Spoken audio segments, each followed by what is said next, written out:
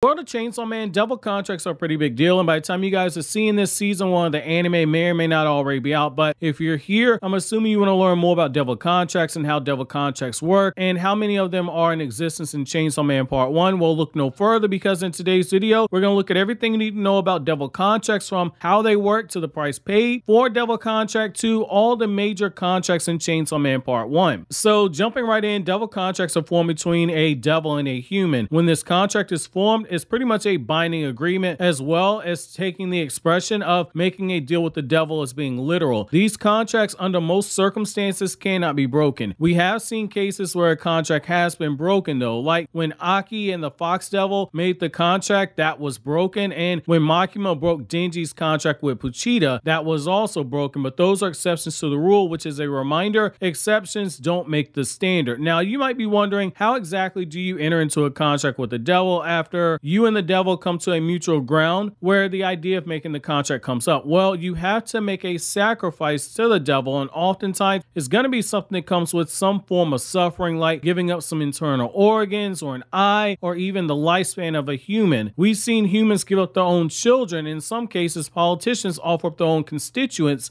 to the devil that they're trying to make a contract with if it means finalizing that pact with the devil. In exchange for making the sacrifice to a devil, you're granted the powers and the abilities of the devil you make that contract with. Devils, when they accept the sacrifice, can do so immediately, and it doesn't matter how far away the sacrifice is. So for instance, if a daughter or a son was on the other side of the city and their parent made a contract and offered them up to whatever devil they are signing it with, the devil can just take them immediately. And we saw this when Santa Claus's kids were taken away by the Hell Devil. Once a contract is made, the human and the devil can communicate with each other. You also aren't limited to just one contract with the devil either. As we saw with Aki Hayakawa, you can also make contracts with multiple devils if you feel ballsy enough. Things get even more interesting when you consider the fact that a person, if they offer up something such as their lifespan, they can also periodically check to see how much of it that they have left, which is both a gift and a curse. On one hand, you know exactly how much time you have left to put your affairs in order, but on the other hand, it's just downright scary to think about. Now, the other thing about devil contracts is that humans who make contracts with devils don't exactly broadcast the details of their contracts so as to keep their weaknesses and strengths hidden from being learned by their enemies. However, there are some who exist who can actually see the details of a devil contract and even see the potential sacrifices that might be made in order to be able to make that contract with the prospective devil. Now that we've established what devil contracts are and how they work, let's look at the major contracts in Chainsaw Man Part 1. We have Denji, who made the contract with the Chainsaw Devil and with the Blood Devil. For the Chainsaw Devil, Denji made the promise to live a normal life. In exchange, Puchita became his heart. For the Blood Devil, Denji promised to find the reincarnated Blood Devil and befriend it towards the end of Chainsaw Man Part 1, with power giving Denji her blood. The Prime Minister of Japan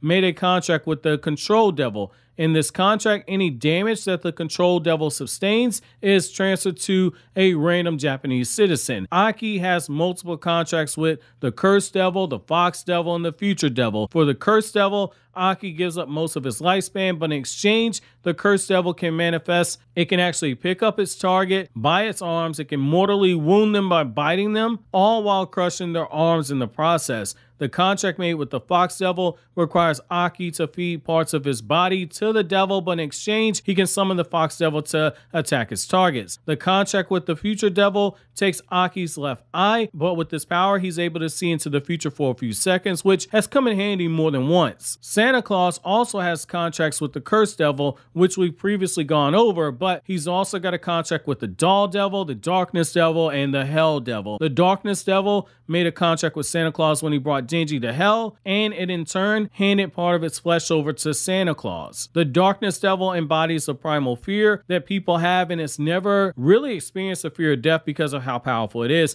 It can manipulate darkness by transforming into a mass of darkness and envelop surrounding areas in that darkness. It can also make jet black blades of darkness that can be used on your enemy. The Doll Devil's contract price is unknown, but it gives Santa Claus the power to turn people into dolls. The Hell Devil costs Santa Claus lost one of its perfect dolls and 3 children for its contract. Its powers include literally being able to send people to hell. However, we've even seen even more of a brutal price be paid in order to make a contract with the Hell Devil, where the Makima squad literally cut open their throats in order to make a contract with the Hell Devil. Himeno was able to make a contract with the Ghost Devil in exchange for her right eye, but in exchange she was able to use the Ghost Devil's right hand, and when she offered up her entire being, she could use the full power of the Ghost Devil. We're talking about superhuman strength, we're talking about perception of fear, and when Himeno uses her right arm, she's able to invisibly grab other people, other objects, other devils without even being seen. The President of the United States joins the Prime Minister as politicians who made contracts with devils in the world of Chainsaw Man, but the US President made his contract with the Gun Devil, and the price was very huge. In exchange for 1 year of every American citizen's lifespan, the Gun Devil agreed to try and kill Makima. The Gun Devil is nothing to play with either. It was able to kill 1.2 million people